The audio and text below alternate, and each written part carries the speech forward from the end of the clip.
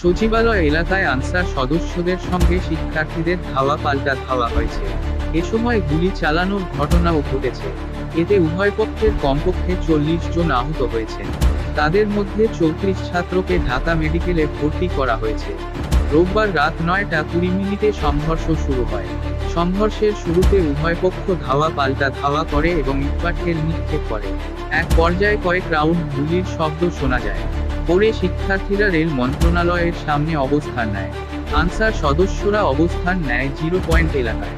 পরে উভয় পক্ষে ধাওয়া পাল্টা ধাওয়া চলতে থাকে। এ সময় সেনাবাহিনী উপস্থিত হয়ে পরিস্থিতি নিয়ন্ত্রণ করে।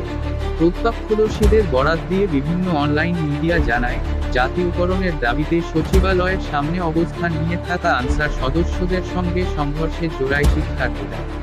এ সময় অন্তত 15 জনকে আহত অবস্থায় নেওয়া হয় ঢাকা মেডিকেল কলেজ হাসপাতালে। রোববার রাত 9টার দিকে ঢাকা বিশ্ববিদ্যালয়ে টিএসসি থেকে মিছিল নিয়ে এসে একদল শিক্ষার্থী সচিবালয়ের সামনে আনসারদের ধাওয়া করে। আনসাররাও সংগঠিত হয়ে শিক্ষার্থীদের ধাওয়া করে। এ সময় বেশ কয়েকজন শিক্ষার্থীকে পিটিয়ে আহত করতে দেখা যায় আনসার সদস্যদের। আন্দোলনকারী শিক্ষার্থীরা জানান, বৈষম্যবিরোধী ছাত্র আন্দোলনের সমন্বয়ক সার্জিস আলম ও হাসনাত আব্দুল্লাহকে সচিবালয়ের ভেতরে অবরুদ্ধ করে রেখেছেন আনসাররা। এ খবর শুনে তাদের উদ্ধার করতে আসেন শিক্ষার্থীরা। এর কিছুক্ষণ পর শিক্ষার্থীদের পাল্টা ধাওয়ায় ওই এলাকা থেকে সরে যান আনসার সদস্যরা। তখন সচিবালয় শিক্ষার্থীদের দখলে চলে যায়।